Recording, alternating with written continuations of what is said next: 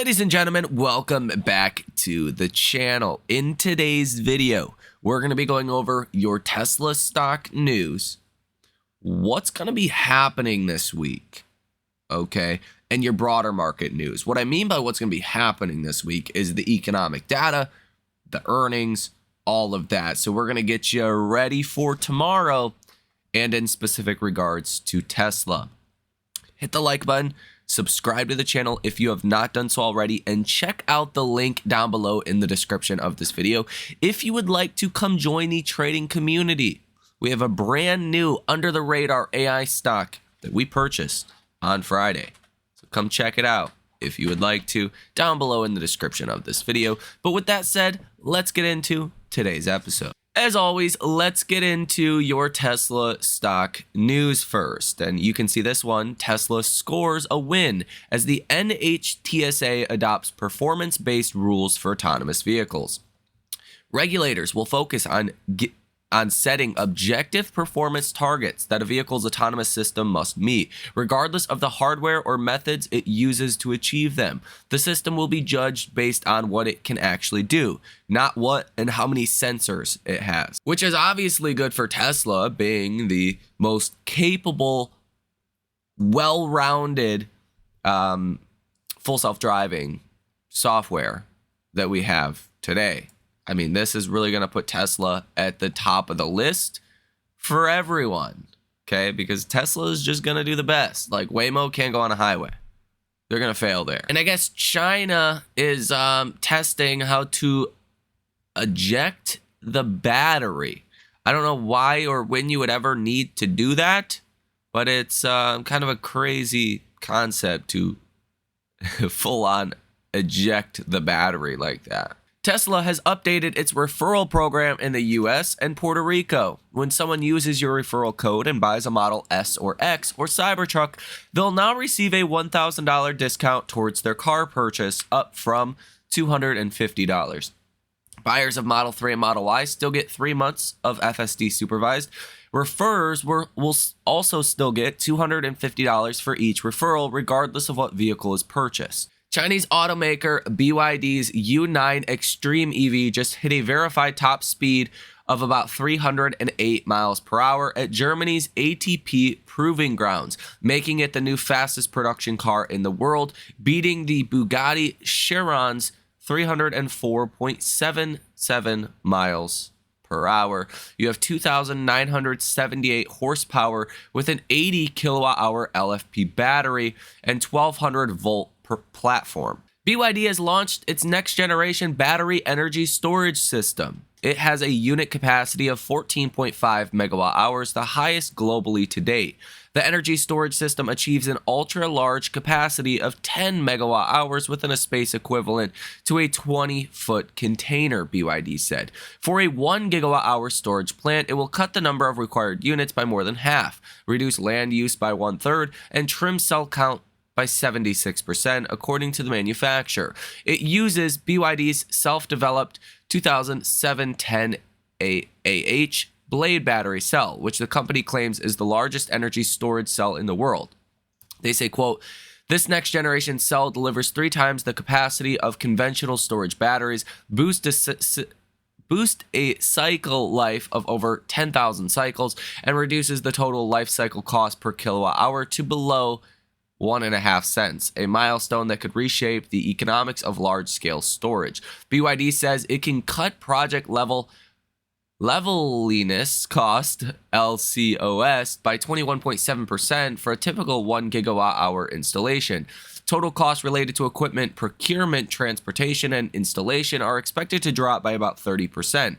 In addition, BYD has launched its new GC Flux grid-forming inverter solution, which converts the 2.5 to 10 megawatt capacity range. According to BYD, the inverter boosts a performance level approximately 38% higher than common industry standards and a maximum power density of 1,472 kilowatts per megawatt, which is around 130% above typical values in today's market. The system provides an overload capacity of up to 3x for 10 seconds and reaches a peak efficiency of 99.35%. So Competitor, at least in the Chinese market, is now here for Tesla's Mega Pack system. So Harold Murphy here on X in Australia, he has already drove 13,557 kilometers on full self-driving supervised in Australia, which just launched. Again, just for anyone that did not see this over the weekend, on Friday, you had 342 different trades from hedge funds and institutions,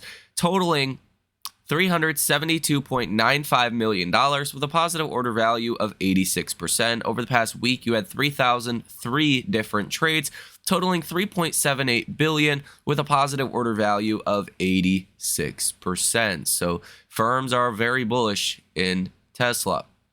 2.85% short interest of free float, $33.4 billion sold short in Tesla, totaling a little bit over 80 million shares that are currently sold short. And you had 1.32 million shares on Friday that were sold short. Now let's get into your broader market news today before we get into your big events of this week, even including a speech from Fed Jerome Powell on Tuesday. Donald Trump says the U.S. won't let Europeans buy Russian oil much longer. The Trump administration is canceling an annual government effort to gather data on how many Americans struggle to get enough food, per the Wall Street Journal. A Taliban commander refuses Trump's demand to surrender the airbase. The Taliban warns of strongest response to any U.S. move on Bagram. Canada's Prime Minister Carney today says that Canada acknowledges the state of Palestine along with the UK and one other country. Israel's Prime Minister Netanyahu says we will combat demands for a Palestinian state. Schumer says he is ready to meet anytime with Trump to avoid a government shutdown. Trump says the US will aid in defending Poland if Russia keeps escalating. President Macron downplays Europe oil imports from Russia as an obstacle. Trump says that Larry Ellison, Michael Dell, and the Murdochs are involved in the TikTok deal. Trump says he will make a speech at the UNGA. Starting off tomorrow morning, 8:30 in the morning, you have Chicago Fed National Activity Index, which is not usually a catalyst for stocks, but we'll see. You have a bunch of Fed speakers. Fed Williams speaks at 9:45. Fed Mussolini speaks at 10 o'clock in the morning. Fed Barkin speaks at noon, Fed Hammock, and Fed Moran at noon. So, bunch of Fed speakers coming tomorrow. Tuesday is probably one of the bigger days for this week. You have Fed Bowman that speaks at 9 a.m. The S&P Global Composite PMI flash numbers for September, manufacturing PMI and services PMIs. You want to see this come in strong, but not too strong, right? Not so strong that, rate cut odds start to fall, but not so weak that recession fears start to materialize either. Then you have Fed Bostic that speaks at 10 a.m., Richmond Fed Manufacturing Index, Services Revenues, and Manufacturing Shipments Index. At around 12:35, you have a speech from Jerome Powell. Speeches from Powell are always important because people look for changes. They look for more clarity on what Powell said and where Powell's at in terms of rate cuts. I'm personally not expecting a big change from Powell. Again, we just had the Fed meeting and nothing has really happened since. So you're probably going to get a Powell that sounds pretty similar to the Fed meeting, but he may kind of go into more depth on, what he was talking about on the podium last week. Now, on Wednesday, new home sales for August, new home sales month over month, couple bond auctions, a speech from Fed Daily at 4:10, and that is it. On Thursday, durable goods orders month over month. You're expecting negative 0.4%. Last month was negative 2.8%. So it's not a great number, but it's not a super bad number either. You want to see that come in a little bit on the stronger side. Fed Goolsbee will be speaking at 8:20 in the morning as well. And then you have the GDP growth rate quarter over quarter final numbers for Q2. Not expecting that to move too much. Final numbers expected at 3.3%. We will get initial jobless claims, which has grown to be more important these days, okay, as it's kind of seen as a leading indicator for the labor market. Last week, it came in well below expectations at 231,000. The expectation this Thursday is around 240,000. If you come in lower than expected in the 230s range, that's going to be seen as positive. You have the goods trades balance advanced numbers for August, expecting a deficit of $95.2 billion. That will feed into a new GDP estimate from the Atlanta Fed.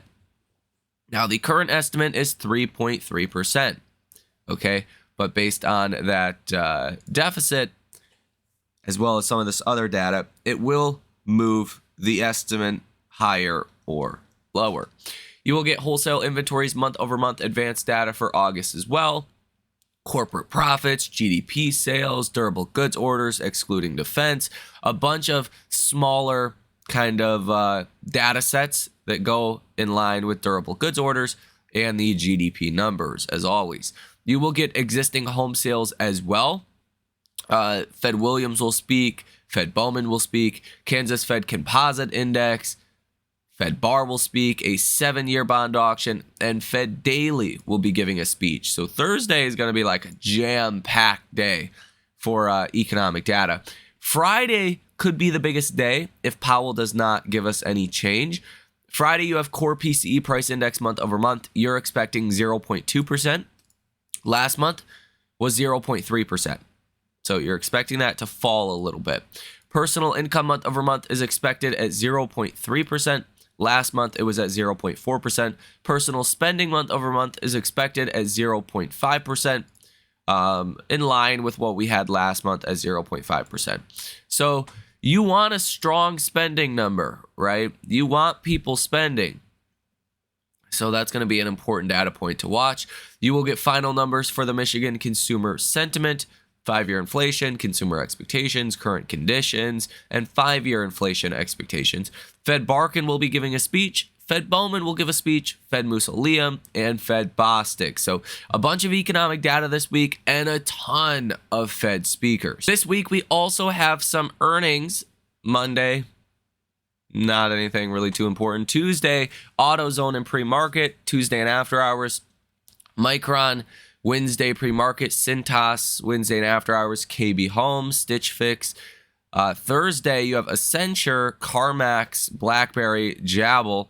And then in after hours, you have Costco. Now, remember, this is the last week, really, of September seasonal weakness. Technically, Monday and Tuesday as well.